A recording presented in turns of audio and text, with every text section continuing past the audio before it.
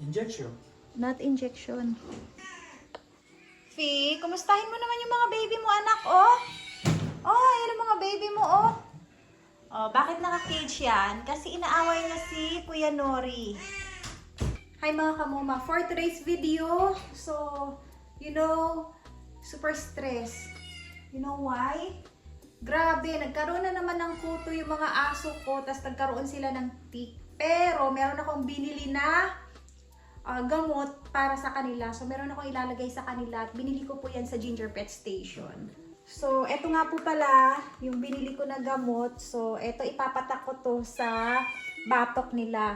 So, dapat yung timbang nila is nasa 10 to 20 kilograms. So, lahat dapat nito ipapaubos mo. So, kill ticks, fleas, and chewing list. So, yan. Flea and tick drop. So, yan. 23 to 44 lbs. So, yan. Bumili ako ng 4 para syempre lahat talaga sila ay lalagyan natin. So, kailangan yung mga aso dyan na lang ay para isahan lang. Bossing, okay ka lang? Ang boss sa bahay ni Mama. Oy, Siwan!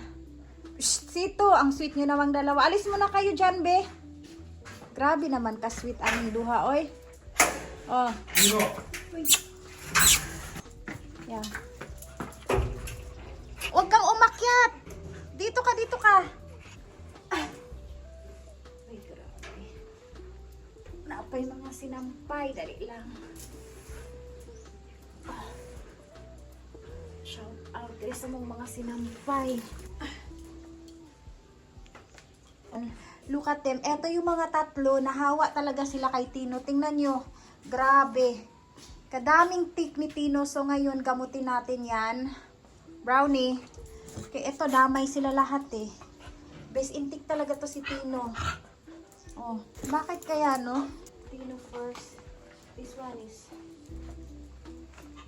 medicine. Meow! May nakasilip pa.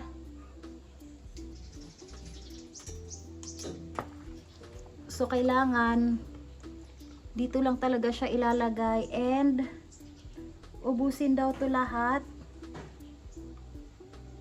Tino. Injection. Not injection.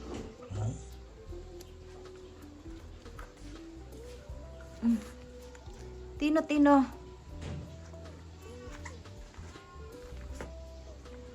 Tino.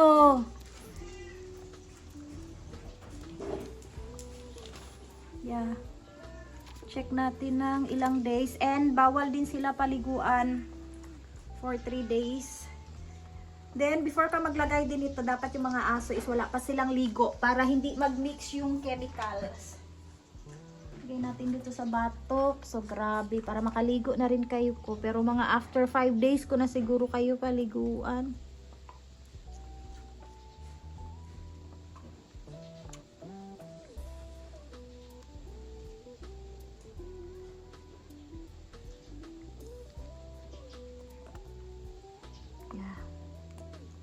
So, yun. Ubos. And, parang may nervyoso. Tino ay sige panilap ba? Dito lang. Lagay lang ni Mama sa batok. Ha? Tino ba? Panigod si Tino ba? Tino!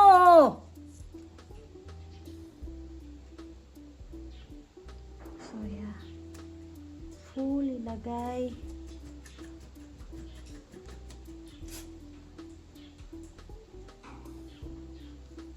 So, yeah. Tino ba? Tingnan nyo, may mga tick din, oh. Ito.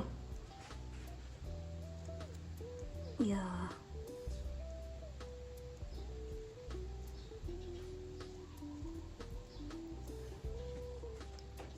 Grabe. Dito, oh.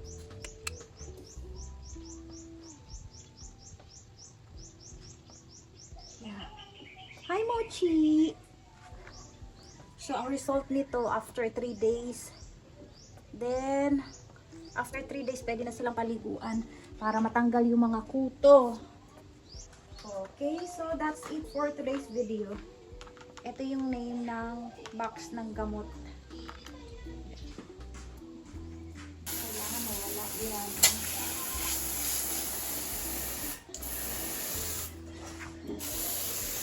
Dito pa naman yung mga pusa pag-araw.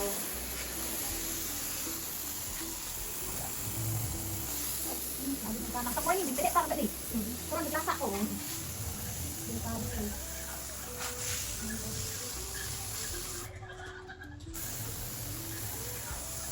Ayan, meron na agad magtulong. Ang lamay ko, ang boy ko. Baka mga pag-itay na dali eh. Kasi meron talagang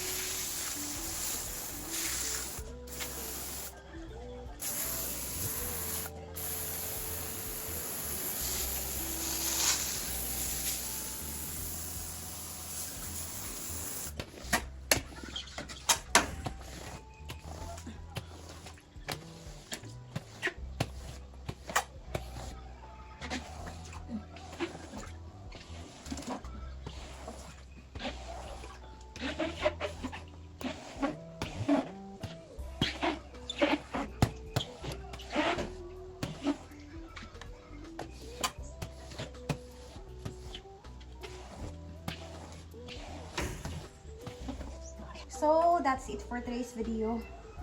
So, yan. I-update ko lang kayo kapag okay na yung resulta. Bye-bye!